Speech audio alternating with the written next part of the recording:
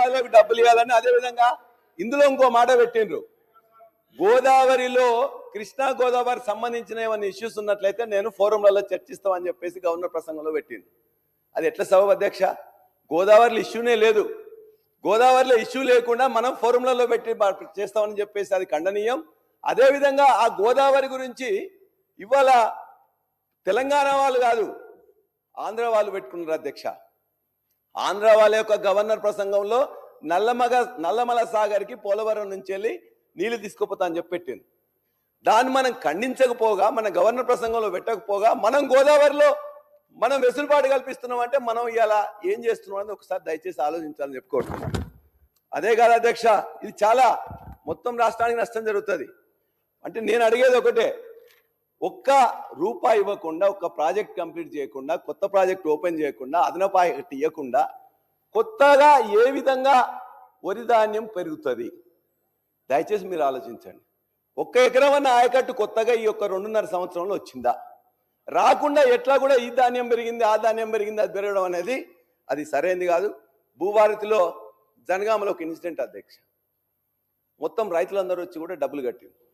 1,00,000 రూపాయలు కడితే అక్కడ మొత్తం కుమ్మక్కైపోయి రెవెన్యూ వ్యవస్థ మిగతా వాళ్ళందరూ కుమ్మక్కైపోయి 1,00,000 రూపాయలు కడితే 1,000 రూపాయలు మాత్రమే అక్కడ మొత్తం చూపిస్తారు. రిజిస్ట్రేషన్ చేసిండ్రు, మ్యూటేషన్ చేసిండ్రు, passbook ఇచ్చేసిండ్రు. Why did my student got 80% salary hike while his brother got laid off from the same company?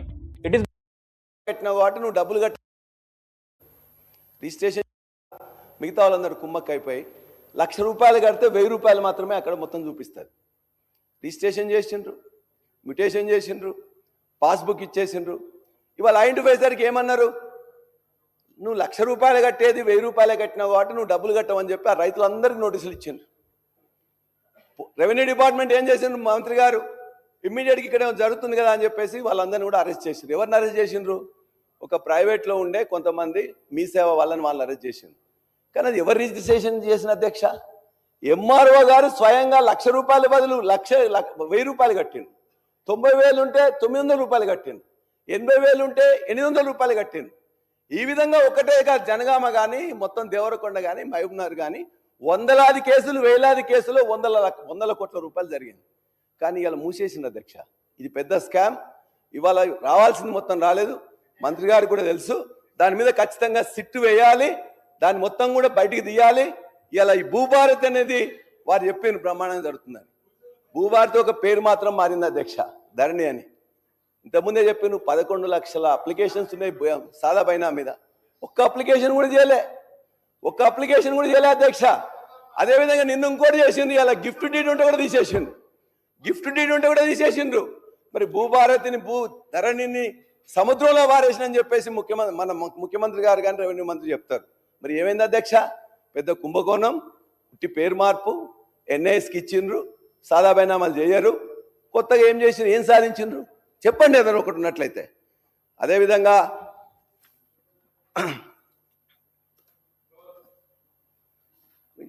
Urea గురించి కూడా ఇవాళ యాప్లు పెట్టిండ్రు. ఇవాళ చాలా ఇబ్బంది జరుగుతున్నది. వచ్చిన 5-10 నిమిషాల్లోనే అయిపోతున్నది. కాబట్టి దాన్ని మళ్ళీ మీరు ఆలోచించి వేరే విధంగా చేయాలని నా కోరిక. అదేవిధంగా హౌసింగ్ మినిస్టర్ గారు వారు చెప్పారు, ఇందులోనే మీరు రాసిండ్రు 20 లక్షల ఇల్లు కట్టిన తర్వాతనే చేస్తామని. 2.5 సంవత్సరాలు అయిపోయింది. గవర్నర్ ప్రసంగంలో మీరు ఏం పెట్టిండ్రు? 4.5 లక్షలు ఇప్పటిదాకా ఇస్తున్నానికి ప్లాన్ చేసినాం. ఎంత ఇచ్చిండ్రు? 3,24,000 శాంక్షన్ చేసిండ్రు. ఎన్ని స్టార్ట్ అయినాయి? 2,67,000 స్టార్ట్ అయినాయి. ఎంత అలొకేట్ చేసిండ్రు? 22,500. ఎంత ఇచ్చిండ్రు? 5,000. 20 లక్షలు ఎక్కడైతే అధ్యక్ష? 2.5 సంవత్సరాల్లో మీరు ఇచ్చిన దాంట్లో ఇవాటికి కూడా మీరు అనుకున్న దానిలో టార్గెట్లో కూడా 10% కూడా కాలే. మరి మిగతా 90% వచ్చే 2 సంవత్సరాలు అయిపోద్ది అధ్యక్ష. ఇల్లదే మేము అడుగుతున్నాం, మీరు ఇచ్చిన దాంట్లో అదిగా అధ్యక్ష. మంత్రి గారికి మేము చెప్తున్నాం, మంత్రి గారికి ఇక్కడ మంత్రి గారు ఉన్నారు కాబట్టి సార్ ఇంకో సమస్య ఇందులో L1, L2, L3 వచ్చింది అధ్యక్ష. L1, L2, 3లో ఏమవుతుందంటే వాళ్ళు అక్కడ పోయిన తర్వాత ఇల్లు లేని వాళ్ళు కిరాయికి ఉంటే కిరాయి వాళ్ళు ఒకవేళ వేరే పక్కా భవనం ఉంటే ఆ ఫోటో తీసుకొని ఇబ్బంది అవుతున్నది. మంత్రి గారికి రివ్యూ చెప్పినాం. ఇంతవరకు పంచాయత్ సెక్రటరీ పోతే ఏఈ ఇవ్వమంటాడు, ఏఈ దగ్గర పోతే పీడీ ఇవ్వమంటాడు, పీడీ దగ్గర పోతే కలెక్టర్ దగ్గర ఇవ్వమంటాడు, కలెక్టర్ దగ్గర పోతే పైన గౌతమ్ కుమార్ ఎండి దగ్గర పోమంటాడు. ఆయన ఏమంటాడు గవర్నమెంట్ పాలసీ అంటాడు. మంత్రి గారు కూడా దృష్టికి తీసుకొచ్చినాం. L1 అయినా L2 అయినా L3 అయినా మీరు ఇచ్చిన లెటర్ తీసుకొని వాళ్ళు ఇల్లు కట్టుకుంటే బిల్లు వేయకుండా మొత్తం కూడా ఇదే పర్మనెంట్ ఉందని చెప్పేసి ఇప్పుడు ఆపడం కరెక్ట్ కాదు. మీరు శాంక్షన్ ఇస్తే శాంక్షన్ ఇచ్చిన వాళ్ళకి ఇవ్వండి. కాబట్టి ఈ విధంగా 20 లక్షలు టార్గెట్ పెట్టుకొని 2 లక్షలు స్టార్ట్ చేయకుండా 5,000 రూపాయలు 5,000 కోట్లు ఇవ్వకుండా మొత్తం కూడా పెద్దగా చెప్పడం అనేది సరైనది కాదు. దీన్ని ఖచ్చితంగా మీరు దయచేసి ఆలోచించాలని కోరుతున్నాం. ఎడ్యుకేషన్ గురించి కూడా ఇవాళ గవర్నమెంట్ ఎడ్యుకేషన్ స్కూల్స్ మొత్తం కూడా మూతపడుతున్నాయి అధ్యక్ష. 16 లక్షల మంది విద్యార్థులు మాత్రమే ఉన్నారు. 1/3 విద్యార్థులు గవర్నమెంట్ లో ఉంటే 2/3 ఇలా ప్రైవేట్ లో ఉన్నారు. ఇవాళ నేను ప్రైవేట్ కాలేజ్ ఉంటే అది ఉంటుందా మీరు మాట్లాడండి. ఇవాళ మేము చెప్తున్నాం అధ్యక్ష, ఈ రాష్ట్రంలో ఇంటర్మీడియట్ ఎడ్యుకేషన్ కానీ హైయర్ ఎడ్యుకేషన్ కానీ స్కూల్ ఎడ్యుకేషన్ కానీ గవర్నమెంట్ వ్యవస్థ మొత్తం కూడా ఇలా కంప్లీట్ బంద్ అయింది.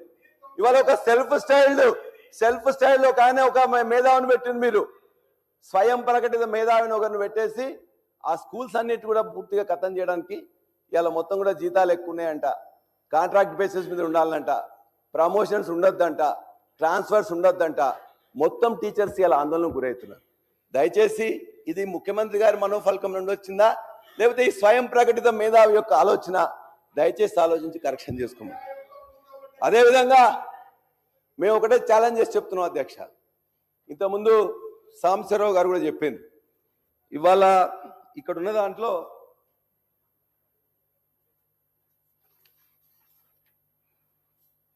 74% యూనివర్సిటీలో వేకెన్సీస్ అధ్యక్ష.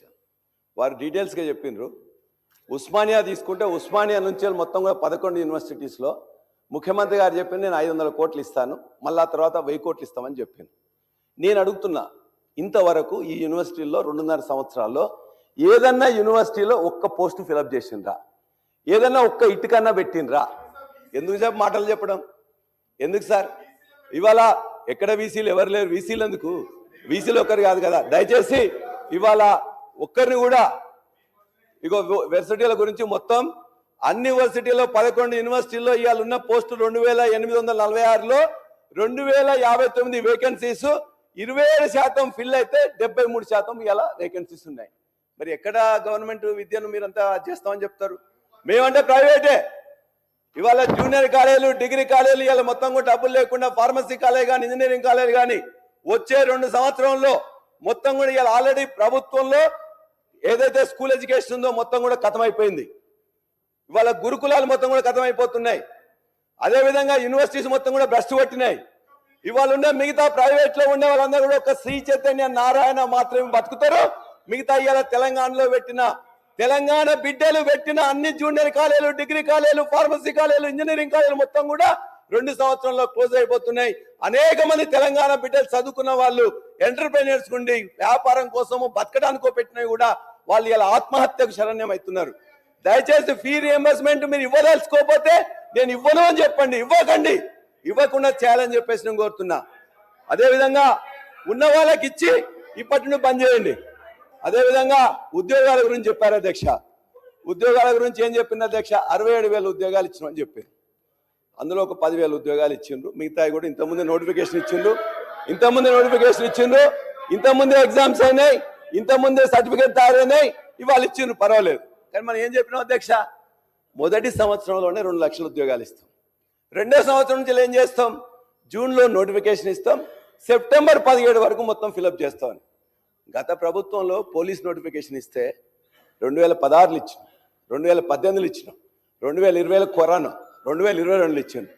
46,500 మంది పోలీసులను తీసుకున్నారు.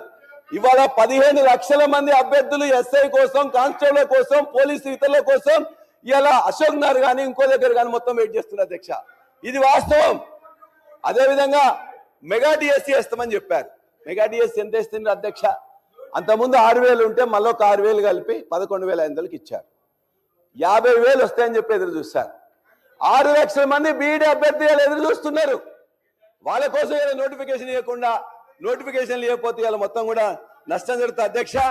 అదేవిధంగా చివరిగా నేను ఒకటే